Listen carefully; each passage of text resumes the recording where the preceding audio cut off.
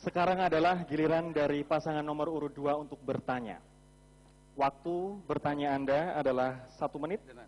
1 menit kita mulai dari sekarang. Terima kasih. Yang terhormat Pak Anung dan Pak Fajri, sobat saya semuanya. Seperti kita ketahui, Solo adalah kota vokasi.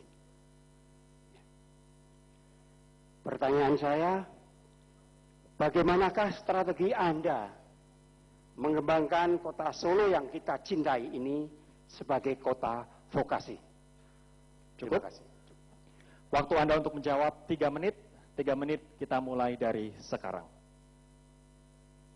Solo sebagai kota vokasi. Ini yang pertama, ini sudah berjalan pengembangan SMK yang ada di kota Surakarta. Sarana dan prasarananya sudah cukup bagus. Gedung-gedungnya sudah cukup bagus. Sarana prasarananya sudah cukup bagus. Di sana ada Solo Technopark, hanya itu lebih ke formal. Saya menginginkan kegiatan Solo sebagai kota vokasi itu tidak hanya terbatas di sekolah-sekolah formal, tapi juga informal. Saya pernah mengelola Solo Technopark. Di sana murid-muridnya itu animonya untuk orang Solo kurang. Sedangkan ini sebenarnya potensi yang cukup bagus.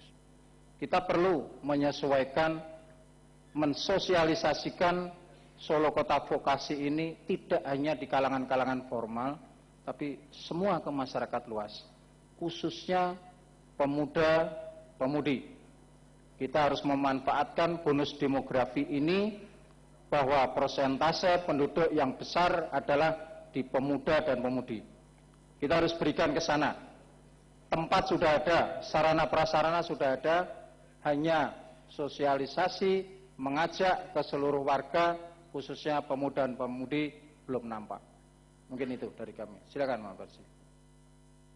Benar sekali yang disampaikan oleh Pak Anung. Sebagai jargon itu sudah lama. Sebagai tindakan nyata yang kemudian kita programkan juga sudah berjalan.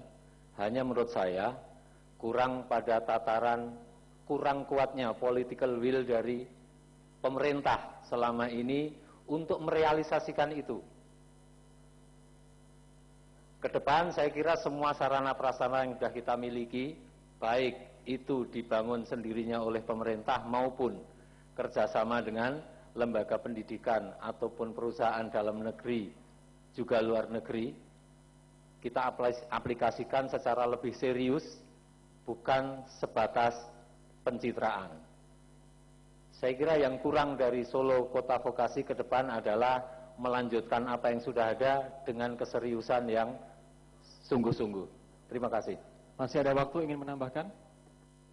Cukup, baik. Sekarang adalah giliran dari pasangan nomor urut 2 untuk menanggapi kembali. Waktu Anda 3 menit, kita mulai dari sekarang. Baik, terima kasih atas saran dan masukan. Jadi kalau nanti saya dan Pak Pur kembali mendapatkan kepercayaan dari masyarakat untuk memajukan itu hal yang mudah. Namun embrio untuk membentuk Solo Kota Vokasi inilah perjuangan yang cukup, boleh saya katakan, luar biasa. Yang pertama mungkin Pak Anung dan Pak Fajri silahkan nanti menuju tinjau ke SMK. Ketika Solo Kota Vokasi tujuan utamanya adalah bagaimana mengembangkan pusat pendidikan dan pelatihan itu sendiri. Ketika teori didapatkan, pelatihan didapatkan, pasti anak-anak ini bisa mendapatkan tempat bekerja tanpa harus melamar. Itu ada di SMK Negeri 2, SMK Negeri 1, di SMK 5, dan SMK-SMK yang lainnya. Mungkin datanya belum sampai ke sana. Yang kedua, kita akan melanjutkan. Solo Technopark merupakan salah satu embrio. Dulu adalah SCTC, Solo Kompetensi Training Center. Karena hanya melahirkan setiap tahun itu hanya 90 maksimal, 90 tenaga terampil. Namun dengan pengembangan Solo Technopark yang sekarang ini baru 30%, tentunya kalau nanti bisa sampai 100%, kita akan menghasilkan tenaga-tenaga terampil itu ribuan, bahkan sekarang ini sudah mencapai 500 sampai dengan 900 tenaga terampil yang siap untuk bekerja. Yang kedua, dengan kerjasama dengan Daihatsu, dengan Toyota, dengan Garuda, ini pun sudah ikatan dinas 5 tahun. Jadi menunjukkan bahwa Solo Kota Vokasi betul-betul sebagai pusat produksi, pemasaran dan sebagainya, itu pun kita bangun yang namanya inkubator bisnis. Dan untuk itu Pak Pur silahkan menambahkan bahwa Solo Kota Vokasi ke depan tentunya akan ditambah dengan pendidikan kurikulum batik dan lain sebagainya. Itu merupakan salah satu Solo sebagai kota kejuruan. Silakan Pak Pur. Terima kasih. Kita di Solo banyak sekali mempunyai lembaga pendidikan kejuruan dan juga Solo Technopark. Mungkin masalahnya yang utama adalah bagaimana lulusan sekolah kejuruan itu bisa bekerja dalam waktu yang sesingkat-singkatnya. Oleh karena itu, peranan Dewan Industri di Kota Surakarta harus dipacu dan digiatkan. Dewan Industri bagaimana sebagai jembatan antara para pengusaha yang membutuhkan tenaga kerja dan lembaga pendidikan atau kejuruan yang mendidik tenaga kerja supaya klop dengan permintaan tenaga yang dibutuhkan oleh para pengusaha. Terima kasih.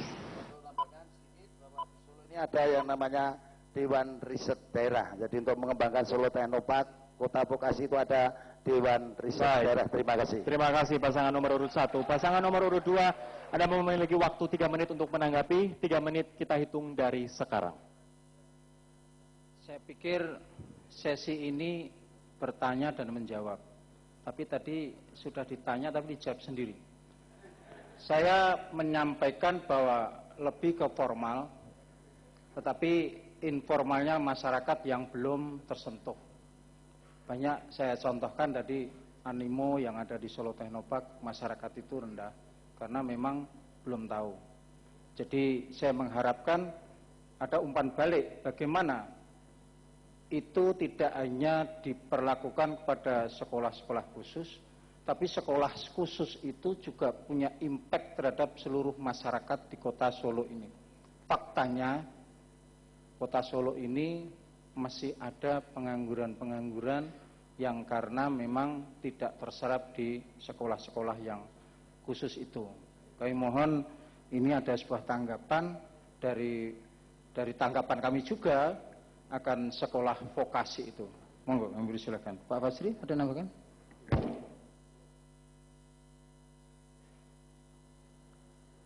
Cukup.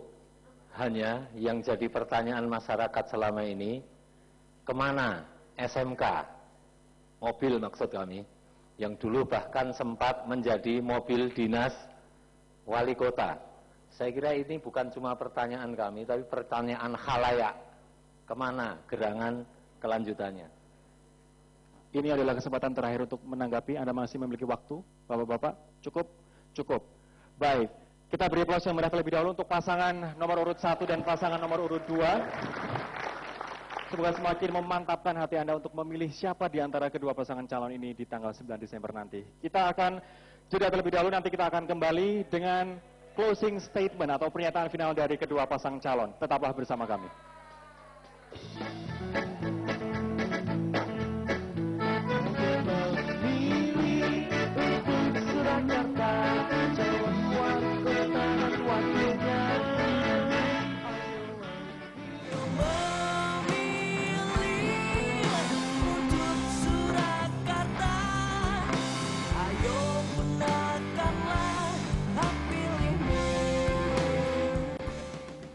Acara ini dipersembahkan oleh